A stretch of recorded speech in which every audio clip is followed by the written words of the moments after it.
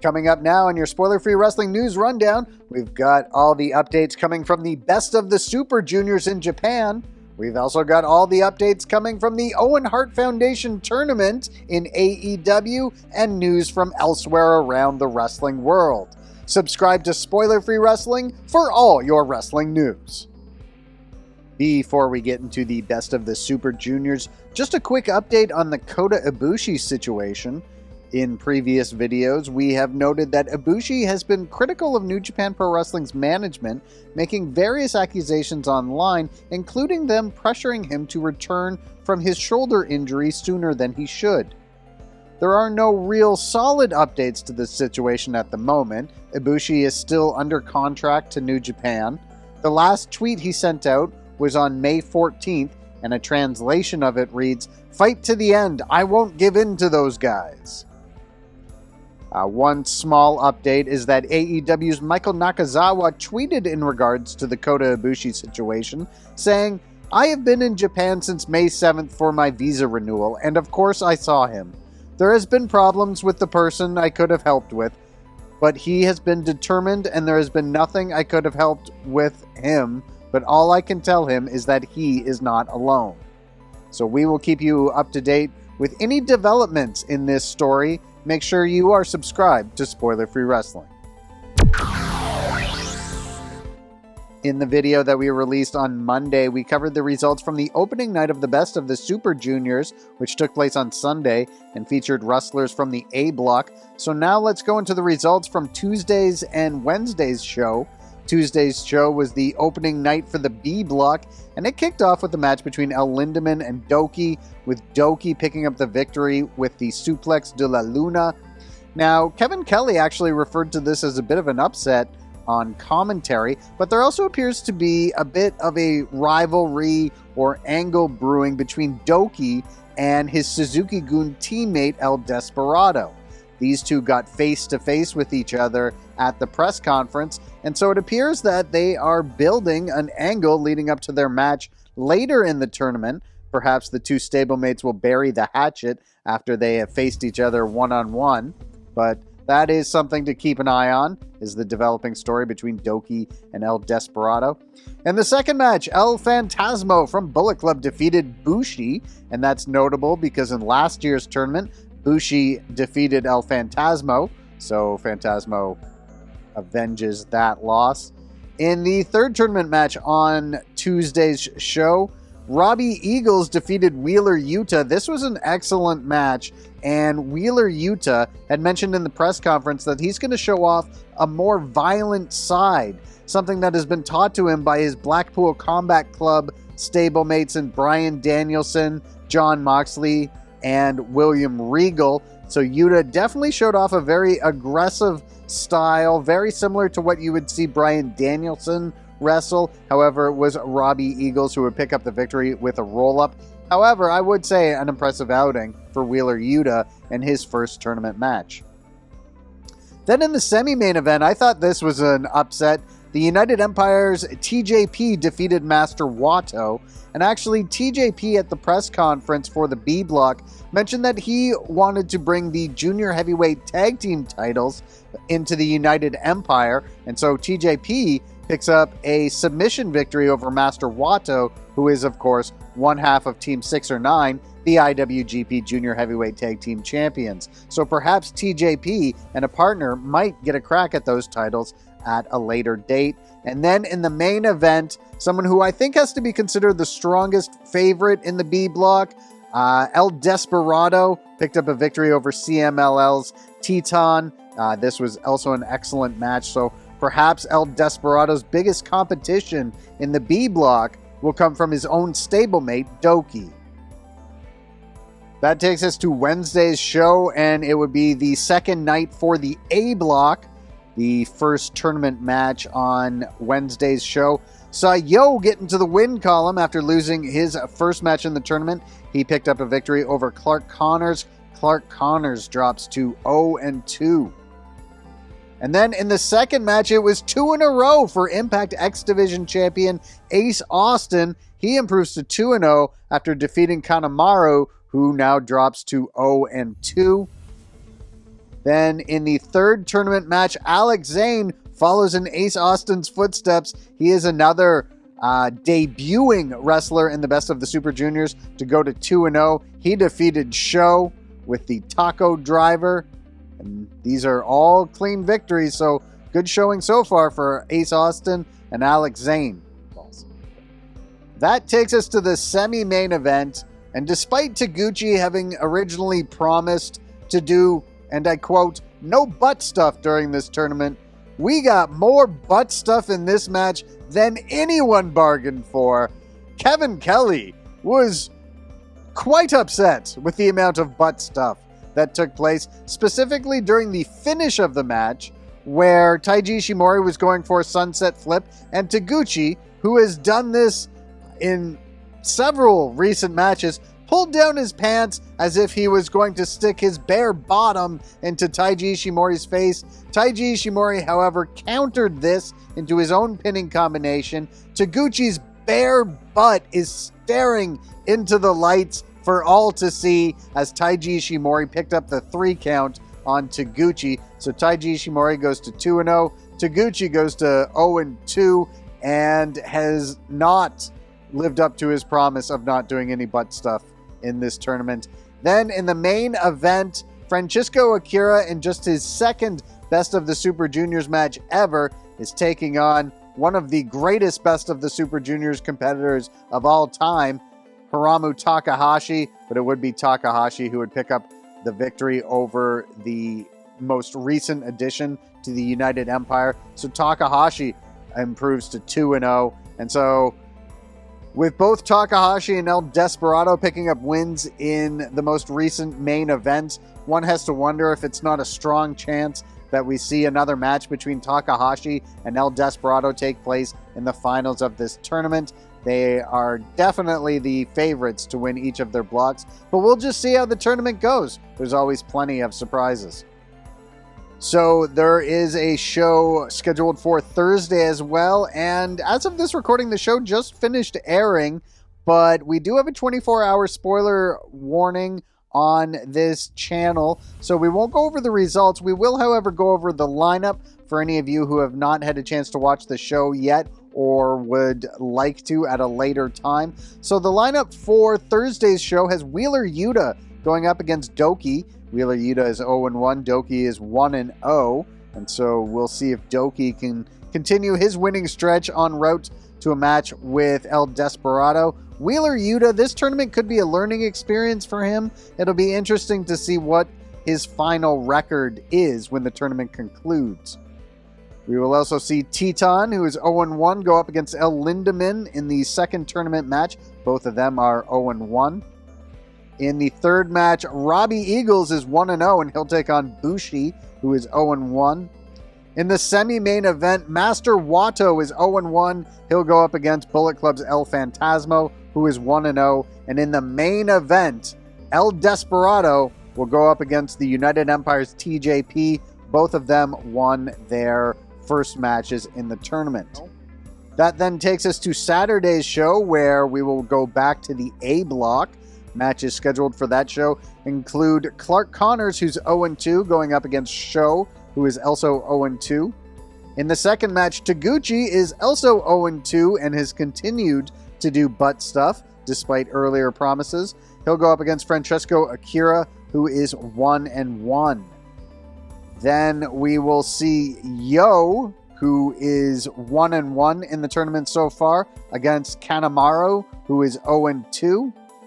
In the semi-main event, we've got 2 undefeated wrestlers squaring off, as Impact X Division champion Ace Austin will go up against Hiromu Takahashi. Something tells me that Takahashi could be Ace Austin's first loss in the tournament, although stranger things have happened, so we'll see. But then we go to the main event, and we also have 2 undefeated wrestlers in the main event of Saturday's show, as 2-0 Alex Zayne takes on the 2-0 IWGP Junior Heavyweight Champion Taiji Ishimori.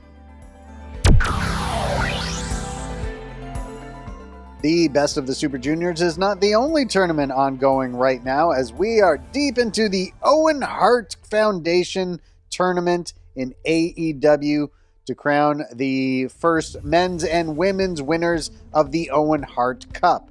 So let's just take a look at where we're at in the tournament. So on last night's AEW Dynamite from the Fertitta Center in Houston, Texas, Samoa Joe was scheduled to take on a Joker, so a wild card essentially. That was revealed to be Johnny Elite, also known as John Morrison, Johnny Mundo, and several other different names. Samoa Joe came away with the victory in that match, so he moved on to the semifinals. Later in the show, we saw Rey Fenix take on the Elite's Kyle O'Reilly, the Undisputed Elite's Kyle O'Reilly, and in what I found to be a fairly surprising result, Kyle O'Reilly reversed a springboard cutter attempt into a submission and got the victory. So Kyle O'Reilly now moves on to the semifinals of the Owen Hart Cup. So that means the second semifinal in the Owen Hart Cup men's tournament will be Samoa Joe taking on Kyle O'Reilly, and the winner of that match will take on Adam Cole. Adam Cole defeated Jeff Hardy in the main event of last night's AEW Dynamite. So it'll be Adam Cole versus either Samoa Joe or Kyle O'Reilly at Double or Nothing in the finals. Now, Kyle O'Reilly might have a bit of an advantage going into this match with Joe, as after Joe's match with Johnny Elite, he was attacked by Jay Lethal, Satnam Singh, and Sanjay Dutt. They hit him in the arm with a pipe, and so Samoa Joe is going into his match next week with O'Reilly with an injured arm, so we could see an all-undisputed era finals featuring O'Reilly and Adam Cole, unless Samoa Joe is able to bravely fight through the injury and advance in the tournament. So let's move over to the women's tournament now, and there was just one match in the tournament on Dynamite that featured Dr. Britt Baker, DMD, taking on a Joker or a wild card, which was revealed to be Maki Ito, and the always entertaining Maki Ito was not able to overcome Baker. Baker won the match in just under 7 minutes via submission, so she moves on to take on Toni Storm in the semifinals. In the second semifinal, Ruby Soho, who defeated Riho in her last match in the tournament, she will take on the winner of Red Velvet versus Chris Statlander. And now Chris Statlander is a late addition to the tournament. She actually did not qualify for the tournament. She didn't have a qualifying match. Hikaru Shida, however, was removed from the tournament after defeating Julia Hart in storyline. Hikaru Shida was removed from the tournament after sustaining injuries in her street fight against Serena Deeb recently. However, Hikaru Shida is competing in Japan at the moment, so she's not actually injured. And that's where we are at with the Owens Hart Cup tournaments. And we did have 2 matches added to the Double or Nothing lineup on Dynamite last night. So AEW Double or Nothing takes place Sunday, May 29th from Las Vegas. And added to the show on Dynamite last night was a triple threat match for the AEW World Tag Team Championships that will see Jungle Boy and Luchasaurus defend the titles against both Keith Lee and Swerve Strickland and the Team Taz team of Ricky Starks and Powerhouse Hobbs. This all came about after Lee and Strickland defeated the Workhorsemen on Dynamite.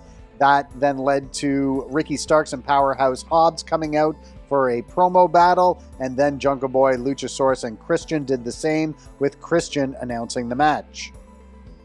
We also got a 10-man Arena Anarchy type match booked as Chris Jericho's Jericho Appreciation Society, featuring himself, Jake Hager, Daniel Garcia, Matt Menard, and Jeff Parker, will take on the Blackpool Combat Club's John Moxley and Bryan Danielson, along with Eddie Kingston, Santana, and Ortiz. This was set up in a talking segment on Dynamite last night, featuring Jericho and William Regal. Jericho appeared to want to challenge the 5 of them to a Stadium Stampede match. However, John Moxley cut him off and said that they wouldn't be doing that, but they will do a 10-man tag that'll take place all across the arena with the fans in attendance. So now looking at the Double or Nothing lineup so far, here is what is scheduled for the show. On the pre-show, we will see Hook and Danhausen team up to take on Tony Nese and Smart Mark Sterling. As we just announced, there will be the 10-man tag featuring the Jericho Appreciation Society against Moxley, Danielson, Kingston, Santana, and Ortiz. We will see the Owen Hart Foundation Women's Tournament Final, and the participants still to be determined for that match. We will see the Owen Hart Foundation Men's Tournament Final, which will be Adam Cole taking on either Samoa Joe or Kyle O'Reilly. As previously mentioned, we'll have the triple threat for the AEW World Tag Team titles. We'll also see the AEW Women's World Championship on the line as Thunder Rosa defends against number one contender Serena Deeb. And of course, in the main event for the AEW World Championship, Hangman Page will defend against CM Punk. New Japan Pro Wrestling Strong will be back to airing on Saturday this week. They aired on Friday last week, so to not go head-to-head with the Capital Collision pay-per-view. But 3 matches have been announced for this week's episode, which will be airing at 8 p.m. Eastern Time. The matches for Strong this week were taped at New Japan Pro Wrestling's Mutiny event on April the 10th from Los Angeles. Here are the matches that will take place on this week's show. Brody King, Russ Taylor, and Mascara Dorada will team up to take on the United Empire's Great-O-Khan, Aaron Hanare, and TJP. Carl Fredericks and Clark Connors will team up. They'll have Yuya Uemura in their corner, representing the LA Dojo as they take on the Factory's Aaron Solo and Nick Camarado with QT Marshall in their corner. We will also see Chris Dickinson take on Ren Narita. Chris Dickinson, who had pulled out of recent wrestling shows due to some allegations made against him. Chris Dickinson, however, did return at New Japan Pro Wrestling's Collision set of Strong tapings in Philadelphia on Sunday. So that is your lineup for this week's Strong.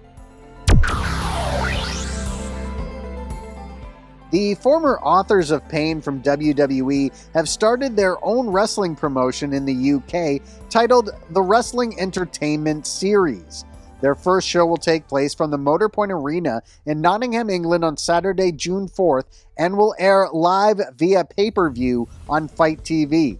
Now, this card that they have just announced features several big names, and it's clear that the Authors of Pain are shooting to hit a home run with their first show. Listen to the names that have been brought in here.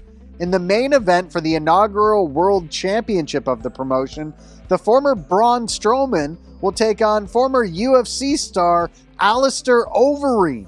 Alistair Overeem, who has a huge following in the UK, will be making his in-ring debut in the main event of this show on June 4th. That's pretty significant. But the promotion is also bringing in a bunch of other big names. We will see for the inaugural Women's Championship, Nia Jax will take on CJ Perry, the former Lana. For the inaugural Tag Team Championships, the former Authors of Pain will take on the former Forgotten Sons. I forgot their name, they're so forgotten. Weston Blake and Steve Macklin. We will see Killer Cross take on Samurai del Sol, the former Kalisto, and Jonah in a triple threat match. For the Women's Tag Team Championships, we will see the Impact Tag Team Champions, Madison Rayne and Tennille Dashwood, go up against Deonna Purrazzo and Chelsea Green. The former Mojo Rawley will take on Lindsay Dorado. And on the pre-show, we will see Mike Bennett take on Biff Busick, the former Oni Lorcan, and Dirty Dango, the former Fandango, versus the former No Way Jose. So some big names being brought in for this event from Nottingham, England on Saturday, June 4th.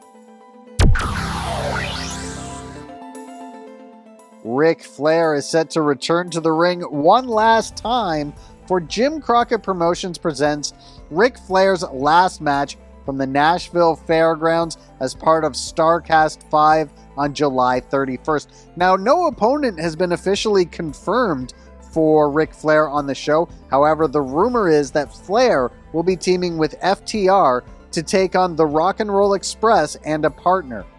It was rumored that Ricky Steamboat would be that partner. However, Steamboat said during a High Spots auction signing that he has decided to decline the offer for the match. He said the following: "I was approached and I've given it some really serious thought. A lot of respect for the guy in the ring. Both of us are night and day when it comes to stuff out of the ring. But I thought about it for a week and just recently declined on it. I know when I wrestled Jericho at WrestleMania 25, and then we had the return match at Backlash in a singles. At 69, and I know it's a 6-man tag, and I can get a little this and that in, but with all due respect to our fans, I want them to remember me that last time I was in there with Jericho when they chanted, 'You still got it.' I don't want to scar that phrase." So we still don't know who will be teaming up with the Rock and Roll Express, if in fact the Rock and Roll Express will be in the match as well. But that Ric Flair's last match will take place July 31st. We'll keep you updated on when an opponent is announced. While we don't cover a lot of WWE on this channel, there has been a small Bullet Club faction active on WWE Raw recently. Now, founding member of Bullet Club, Prince Devitt, the real rock and roller, of course, is now known as Finn Balor, has been teaming with AJ Styles, who of course was the first member of Bullet Club to win the IWGP Heavyweight Championship. They have been aligned against Edge's new faction of Judgment Day. Well, Edge's Judgment Day faction recently added Rhea Ripley to their roster, so it's now Edge, Ripley, and Damian Priest. And so Finn Balor and AJ Styles have sort of been aligned with Liv Morgan as of late. So Styles and Finn Balor defeated Los Lotharios on Raw this week, and they invited Liv Morgan to come out and be in their corner. And at the end of the match, AJ Styles and Finn Balor gave each other the too sweet hand signal in the middle of the ring, and who would join in as well but Liv Morgan. So, Liv Morgan, however unofficially, has sort of joined WWE's version of Bullet Club. Alright, our next video comes out Saturday at 12 noon Eastern Time. And between now and then, AEW will present an episode of Rampage. It's actually set to air at 7 p.m. Eastern Time on Friday to make way for the NBA playoffs on TNT. Here is what is scheduled for the show. We will see a promo segment featuring Hook and Danhausen. We will see Shawn Spears in action. The House of Black will take on the Dark Order's Evil Uno 10 and also Fuego del Sol. In an Owen Hart Tournament quarterfinal, we will see Red Velvet take on Chris Statlander, and we will see the Blackpool Combat Club's Jon Moxley and Bryan Danielson take on Dante Martin and Matt Sydal. And that's going to do it for this video, everyone. Make sure you're subscribed to Spoiler Free Wrestling for all your wrestling news.